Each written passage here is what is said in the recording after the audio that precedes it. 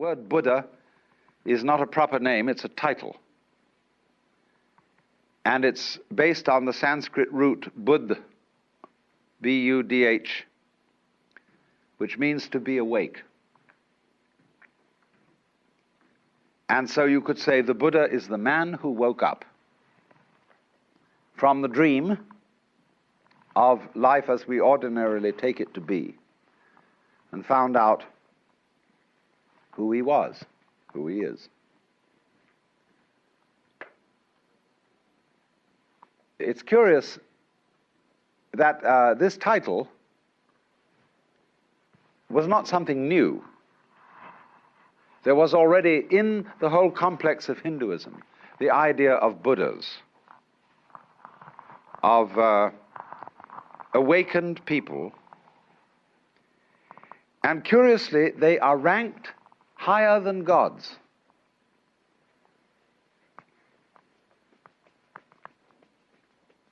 Because in the view of Hinduism, even the gods, or the angels, the devas, are still bound on the wheel of the sort of squirrel cage of going round and round and round in the pursuit of success.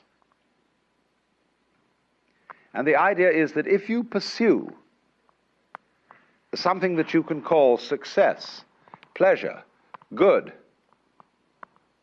virtue, which originally, of course, means strength, magical power, all these positive things, you are under illusion because the positive cannot exist without the negative. To be, you only know what to be is by contrast with not to be. So if we say, now, there is a coin in the left hand, there is no coin in the right. And from this you get the idea of to be and not to be. And you can't have the one without the other. So if you try to pursue, to gain the positive, and to deny, get rid of the negative, it's as if you were trying to arrange everything in this room so that it was all up and nothing was down. You can't do it. You set yourself an absolutely insoluble problem. Because the basis of life is spectrum. I'll consider the spectrum of colors. When you think of a spectrum, in what form do you think of it? Most people think of it as a ribbon, with red at one end and purple at the other.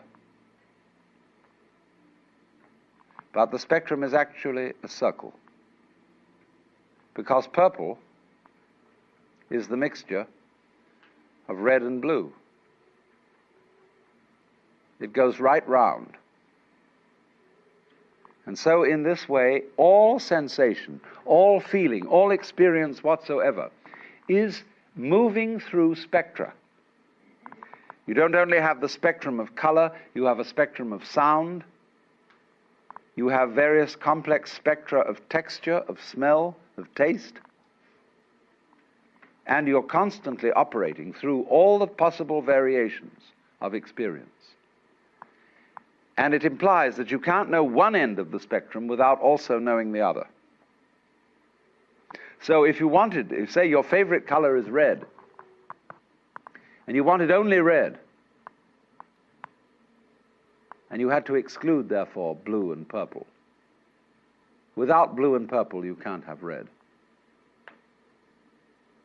Behind, of course, all the various colors in the spectrum is the white light. And behind everything that we experience, all our various sensations of sound, of color, of shape, of touch, there's the white light.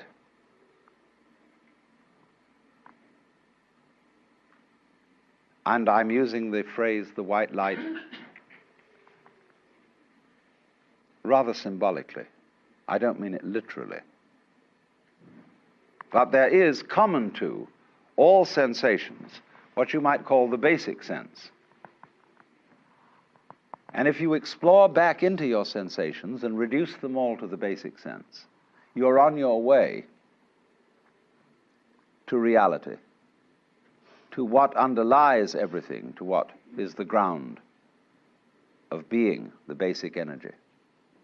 And to the extent that you realize this and know that you are it, you transcend, you overcome, you surpass the illusion that you are simply John Doe, Mary Smith, or what have you.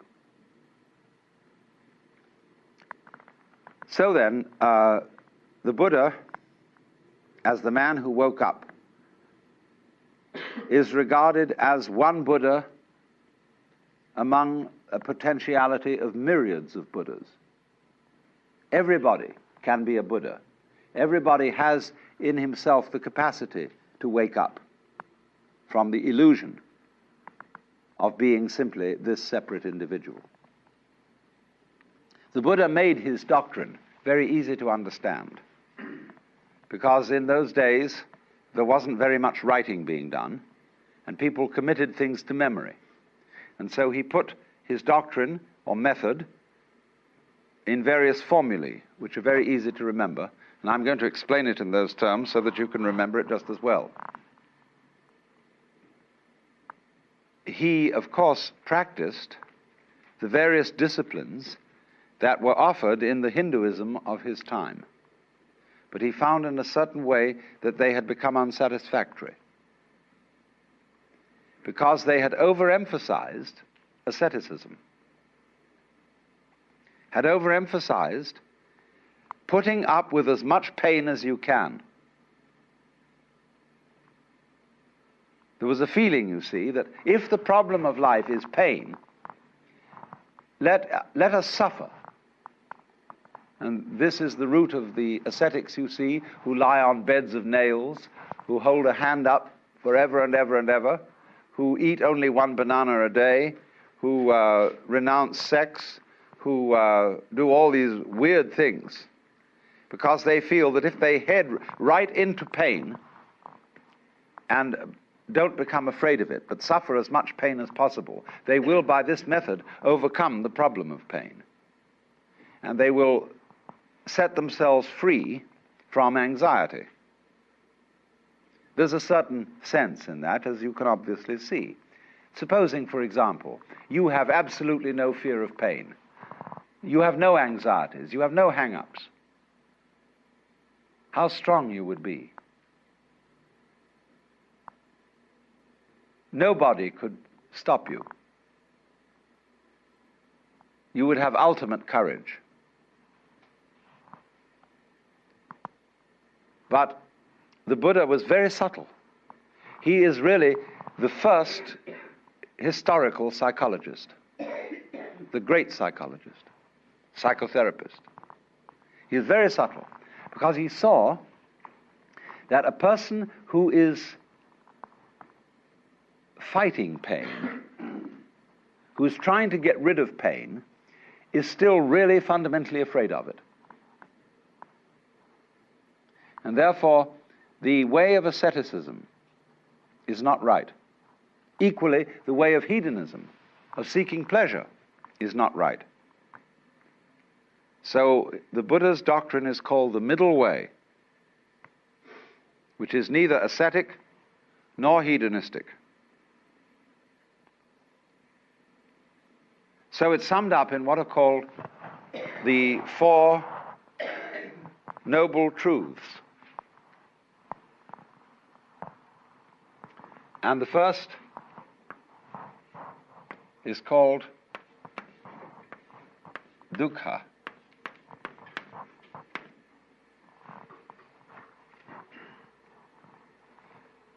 Dukkha means suffering in a very generalized sense. You could call it chronic frustration. And it is saying that life as lived by most people is dukkha. Is an attempt, in other words, to solve insoluble problems. Try to draw a square circle. You can't, because the problem itself is meaningless. try to arrange the things in this room so that they're all up and none of them down. It is meaningless. Such a problem cannot ever be solved. So try to have light without dark, or dark without light. It can never be solved. So the attempt to solve problems that are basically insoluble and to work at it through your whole life, that is dukkha. Now, he went on to analyze this, that there are what he called 3 signs of being. The first is dukkha itself, frustration. The second is anitya.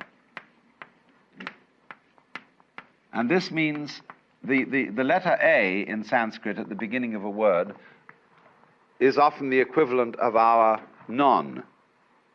So nitya means permanent. Anitya means impermanent. That every manifestation of life is impermanent. And therefore, our quest to make things permanent, to straighten everything out, to get it fixed, is an impossible and insoluble problem. And therefore, we experience dukkha, or this sense of fundamental pain and frustration, as a result of trying to make things permanent. And the third sign of being is called anatman. Now, you know from my talk on Hinduism that the word atman means self. Anatman means, therefore, non-self. That there is in you no real ego. Now, I've explained that already. I've explained, in talking about Hinduism, that the idea of the ego is a social institution. It has no physical reality. It is simply, the ego is your symbol of yourself. Just as the word water is a noise which symbolizes a certain liquid reality, so the idea of the ego, the role you play, who you are, is not the same as your living organism. Your ego has absolutely nothing to do with the way you color your eyes, shape your body, circulate your blood. That's the real you. But it's certainly not your ego, because you don't even know how it's done from the standpoint of your conscious attention. So the idea of anatman is firstly that the ego is unreal. There isn't one.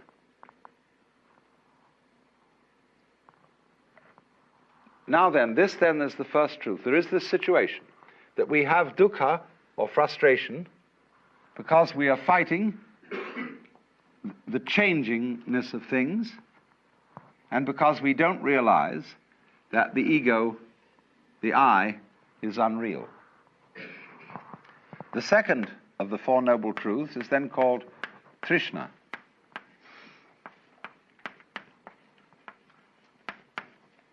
Trishna is a Sanskrit word again, and is the root of our word thirst. And it's usually translated desire, but it is better translated clinging, grabbing, or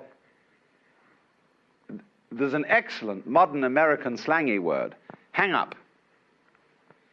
That is exactly what Trishna is, a hang up.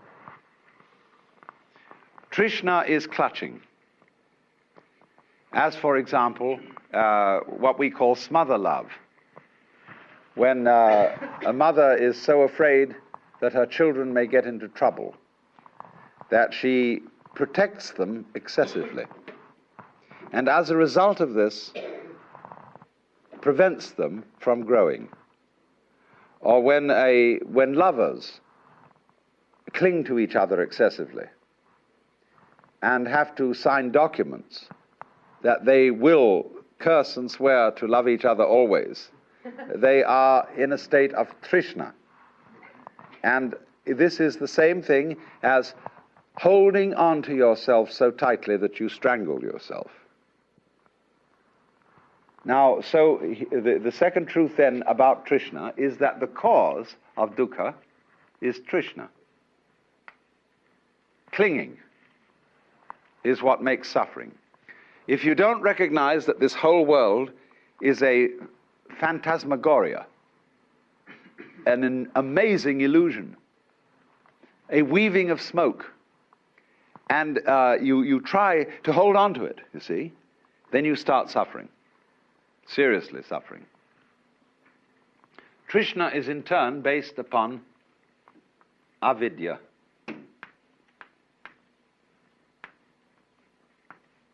The same negative, vidya, from the root vid, means knowledge, as in the Latin video and the English vision.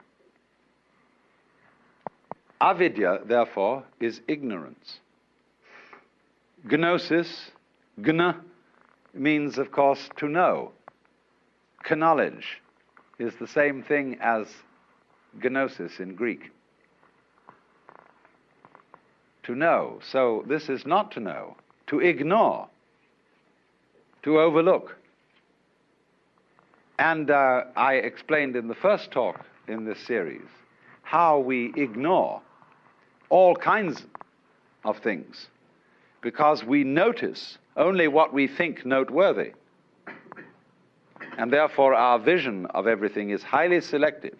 We pick out certain things and say that's what's there, just as we select and notice the figure rather than the background. Sometimes I draw this on the blackboard and ask the question, what have I drawn? What would you say? What have I drawn? A circle. Any other suggestions? A hole in the black. Yeah, you're getting the point. I've drawn a wall with a hole in it, you see. But ordinarily, you've been reading my books. So, but ordinarily people see the ball, the circle, the ring or whatever, and never think of the background because they ignore the background. Just as one thinks that you can have pleasure without pain. You want pleasure of the figure and don't realize that pain is the background.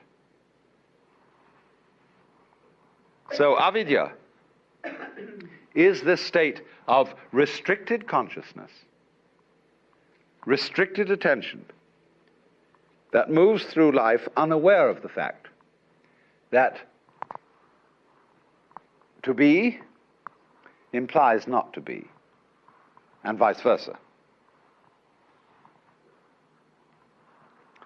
So now the third noble truth is called nirvana.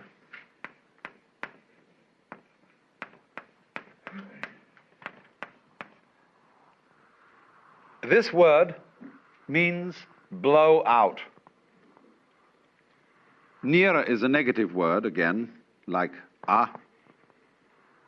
Vana is blowing. So it's a kind of outblowing. Now, in breathing, you know that breath is life. The Greek word, you may pronounce it pneuma or pneuma, is the same as spirit. And spirit means breath. In the book of Genesis, when God had made the clay figurine that was later to be Adam, he breathed the breath of life into its nostrils. And it became alive, because life is breath. But now, if you hold your breath, you lose it. He that would save his life will lose it. So breathe in, breathe in, breathe in, get as much air as you can, and Trishna, cling, and you lose it. So nirvana means breathe out.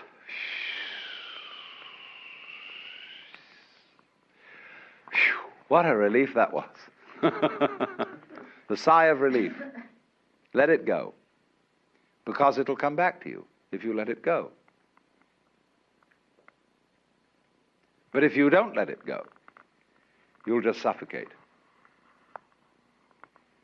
So a person in the state of nirvana is what we might call a blown out person. Like blow your mind. Let go. Don't cling. And then you're in the state of nirvana. And I re-emphasize the point. This is not, I'm not preaching, see? I'm not saying this is what you ought to do. I'm simply pointing out a state of affairs that is so. There's no moralism in this whatsoever. It's simply pointing out, like, if you put your hand into the fire, you'll get burned. You can get burned if you want to. That's okay. But if it so happens that you don't want to get burned, then you don't put your hand in the fire. So in the same way, if you don't want to be in a state of anxiety all the time, and again I emphasize, if you like to be anxious, it's perfectly all right. See, Buddhism never hurries anyone on. They say, you've got all eternity through which to live in various forms. And therefore, you don't have just one life in which you've got to avoid eternal damnation. You can go running around the wheel and the rat race and play that game just as long as you want to, so long as you think it's fun. But if there comes a time when you don't think it's fun, you don't have to do it. So I wouldn't say to anyone who disagrees with me and who says, well, I think we ought to engage the forces of evil in battle and put this world to right and so on and so forth and arrange everything in this world so that it's all up. Try it, please. It's perfectly okay. Go on doing that.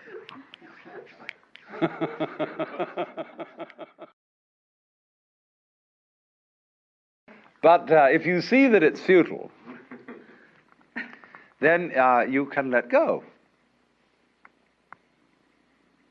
Don't try to cling. Relax. And if you do that, you're in the state of nirvana.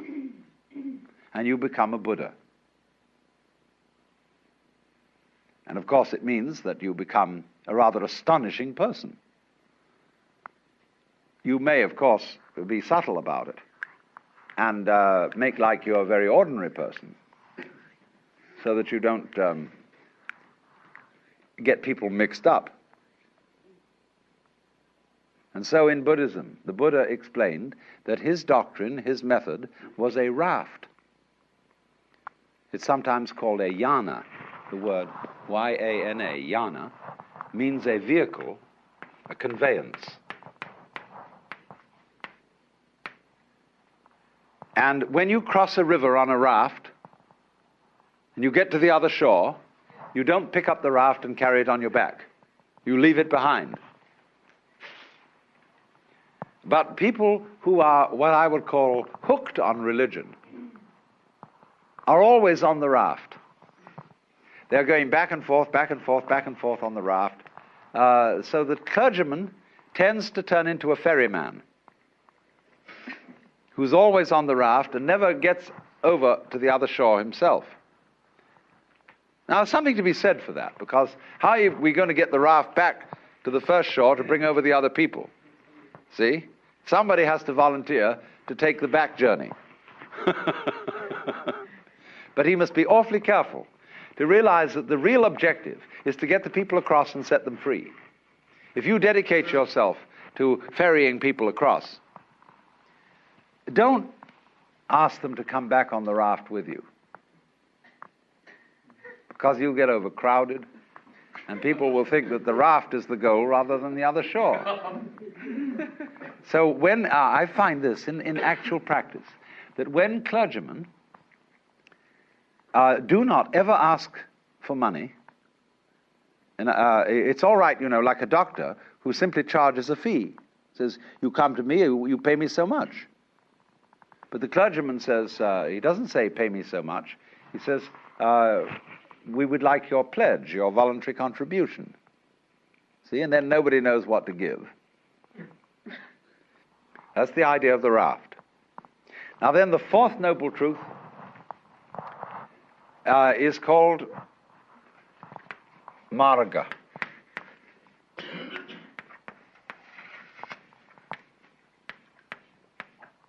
This word means path. And the way of Buddhism is often called the Noble Eightfold Path, because there are 8 phases. I won't say steps, because they're not sequential.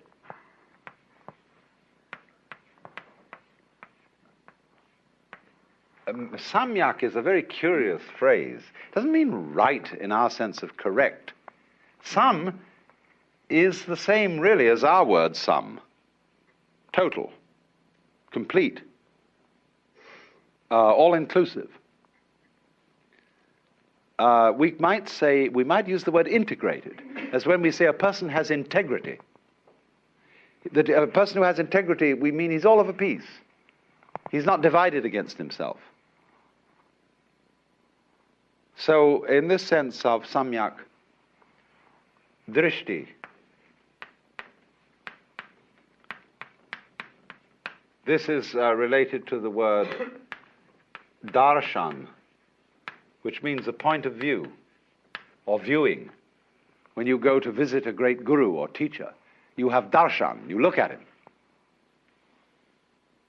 and you offer your reverence to him. This is darshan.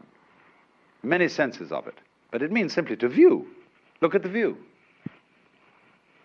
So the Samyak Darshan is the complete view. For example, let's take the constellation called the Big Dipper. We look at it from a fairly restricted zone in space, and it always seems, whatever the season of the year, because we're so far away from it, that those stars in the Big Dipper are in the same position. But imagine looking at it from somewhere else in space altogether, and those stars would not look like a dipper. They'd be in another position. Now then, what is the true position of those stars? Don't you see there isn't one? Because wherever you look, the position alters. You could say that the true situation of those stars is how they are looked at from all points of view, all possible points of view. Inside the constellation, looking outwards, outside the constellation, looking inwards, from everywhere and everywhere. But you see, there is no such thing as the truth.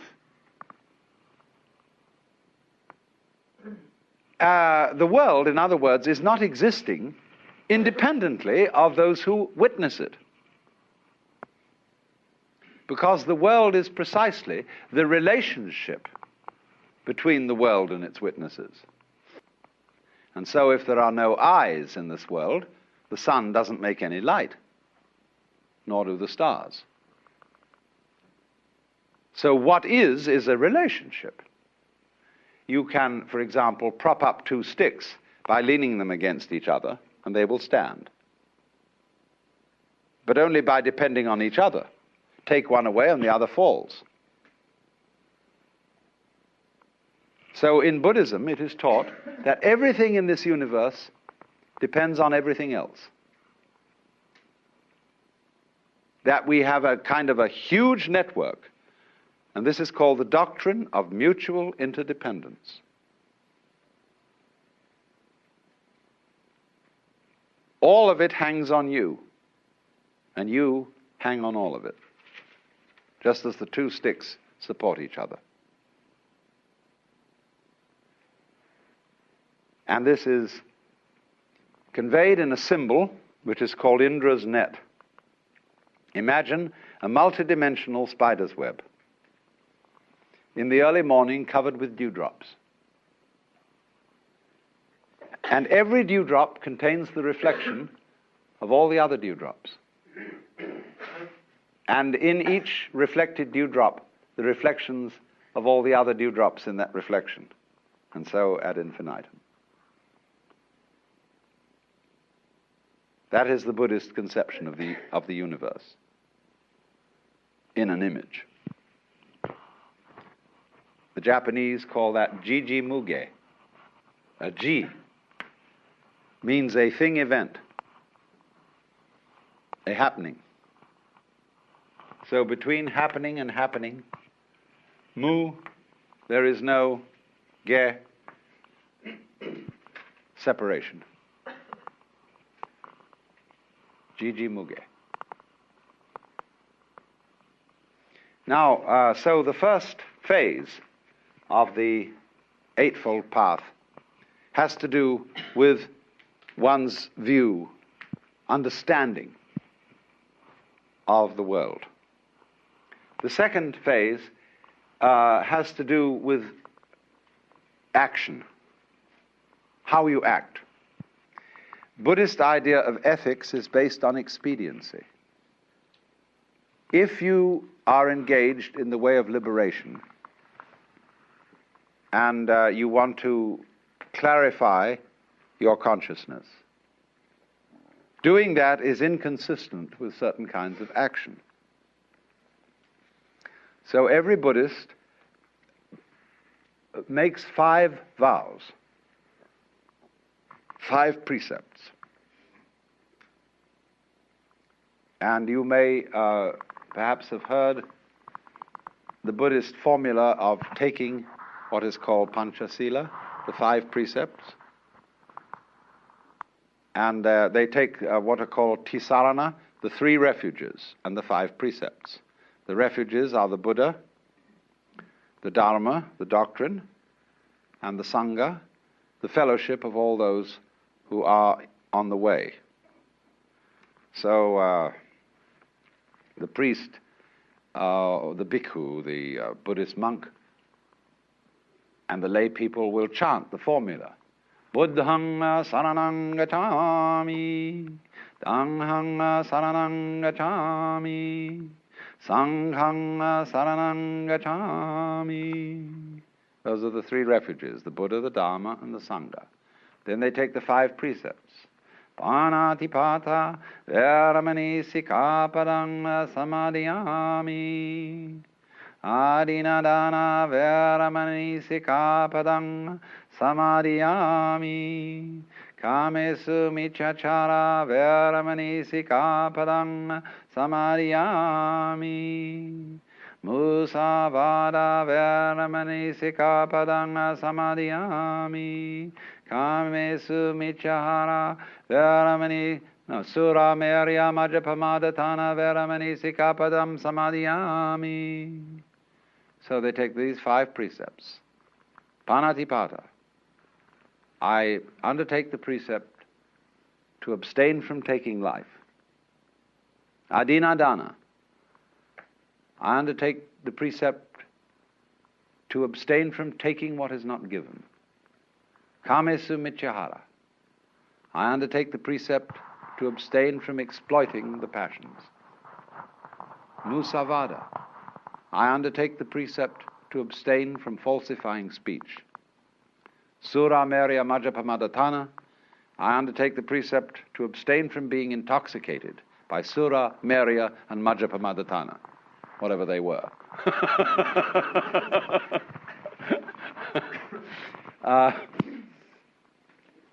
I presume toddy, which is alcohol.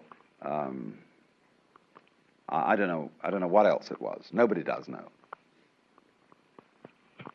Because you see, if you start killing people or taking life, you're in trouble. You set up an opposition and you've got to become involved in taking care of it. If you start stealing, you worry people. You upset people's orientation in life, because if you suddenly come back home for dinner and find somebody's stolen your table, where are you going to serve dinner?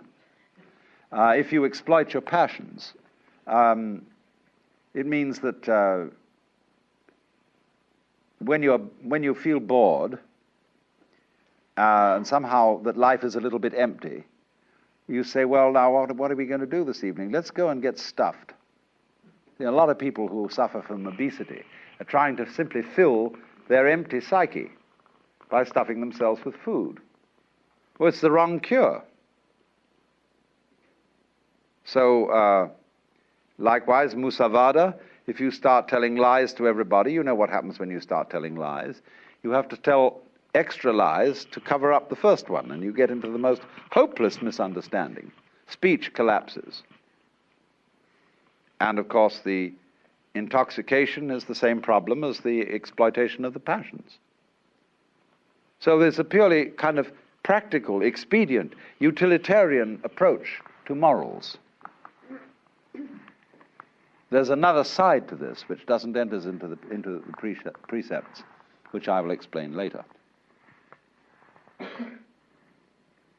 So that's the third phase of the Eightfold Path. Then the second phase. Then the third phase has to do with your mind, with your state of consciousness.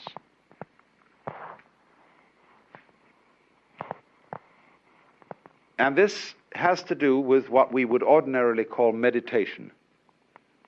There are the two final, the seventh and eighth aspects of the path are called Samyak Smriti and Samyak Samadhi. Smriti means recollection. That's the best English word for it. Now, do you understand? The word recollect is to gather together what has been scattered. What is the opposite of remember? Obviously, dismember. What has been chopped up and scattered becomes remembered. So in the Christian scheme, do this in remembrance of me.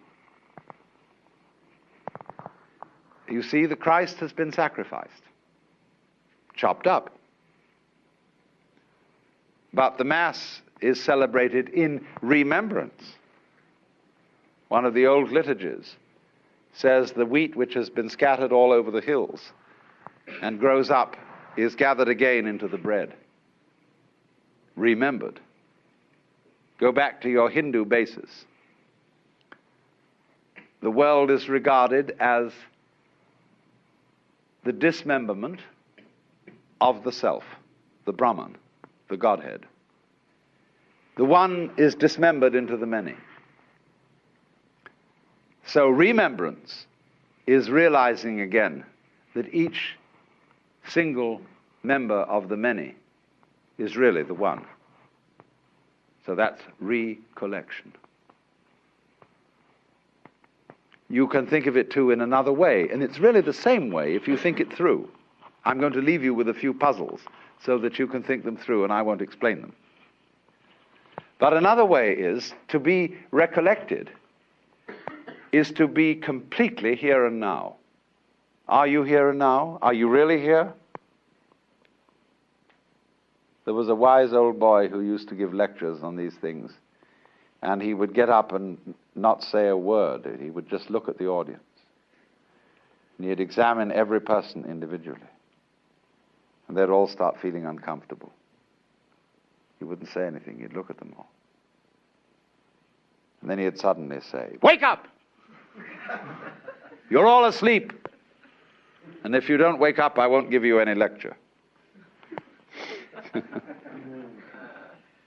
Are you here, recollected? See, most people aren't. They're bothering about yesterday and wondering what they're going to do tomorrow, and aren't all here. That's a definition of sanity, to be all there. So to be recollected is to be completely alert, available for the present. Because that's the only place that you are ever going to be in. Yesterday doesn't exist. Tomorrow never comes. There is only today. A great Sanskrit sort of invocation says, "Look to this day, for it is life.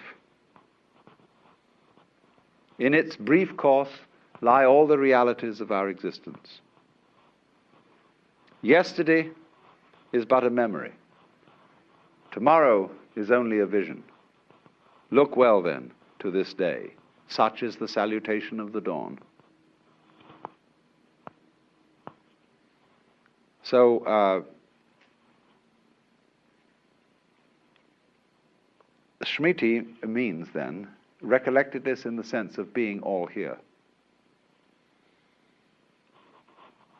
In the sense that this is the only where there is. Then beyond that comes samadhi. Again, notice the presence of this word S-A-M, sam. Samadhi is integrated consciousness in which there is no further separation between the knower and the known, the subject and the object.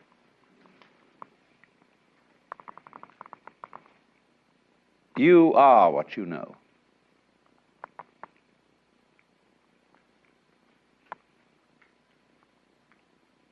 Now we think, in the ordinary way, that we are the witnesses of a constantly changing panorama of experience, from which we, as the knowers of this, in a way stand aside and watch it. We think of our minds as a kind of tablet upon which experience writes a record, and the tablet is always there, although the experience goes by. And eventually the experience, by writing so much on the tablet, wears it out. It's all scratched away, and you die, see? But actually, if you will investigate this, and you have to experiment on this because I cannot explain it to you in words, you can only find it out for yourself. There is no difference between the knower and the known. When you say, I see a sight, I feel a feeling, you are using redundant language. I see implies the sight. I feel implies the feeling. Do you hear sounds? No. You just hear. Or you can say, there are sounds. Either one will do.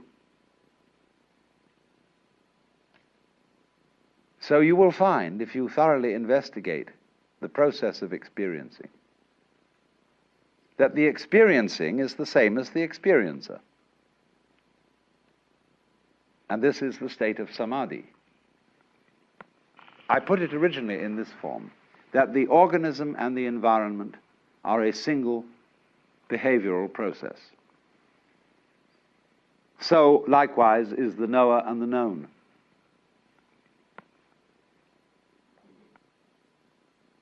So you, as someone who is aware, and all that you are aware of is one process. That is the state of samadhi.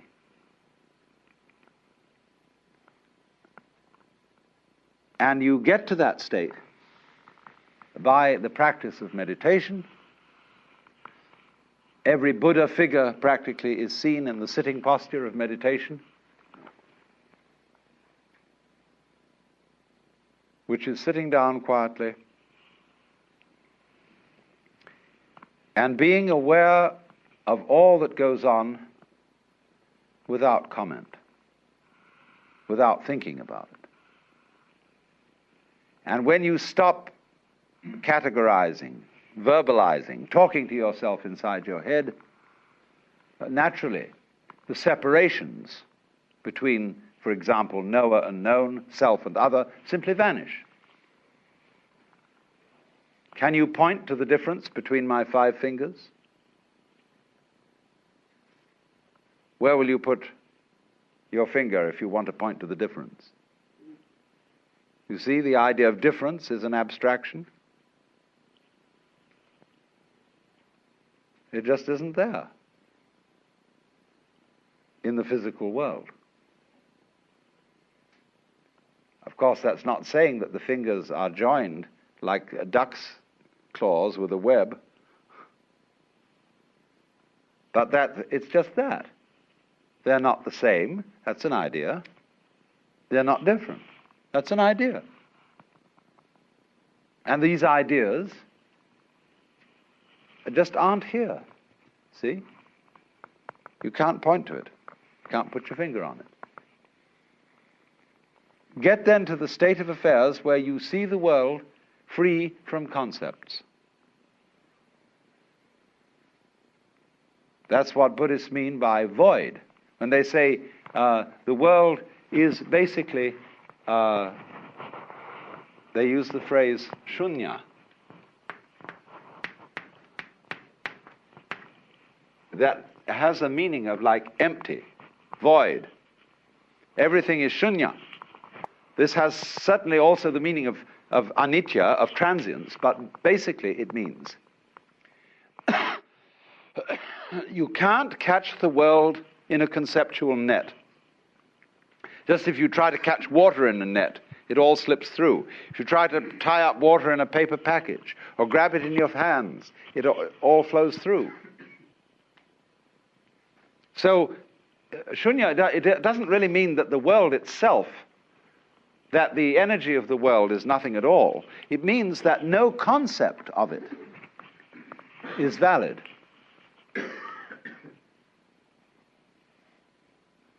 You cannot make any one idea or belief or doctrine or system or theory tie the thing up.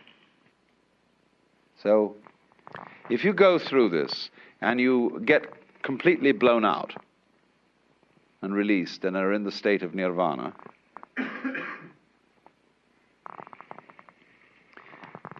for no reason that anybody can explain, just as, for example, as I pointed out, when you see that you can't change yourself, you can't lift yourself up by your own bootstraps, you then get a new access of psychic energy. So in exactly the same way, when you get to this state of nirvana, there wells up from within you what the Buddhists call karuna, or compassion. The sense that you aren't different from everybody else. Everybody else's suffering is your suffering. And so this tremendous sense of solidarity with all other beings arises. So that he who reaches nirvana doesn't, as it were, withdraw into a sort of isolated peace, but is always coming back into the world, into the difficulties, into the problems of life, in compassion for everyone else. You can't be saved alone, because you're not alone. You are the whole cosmos.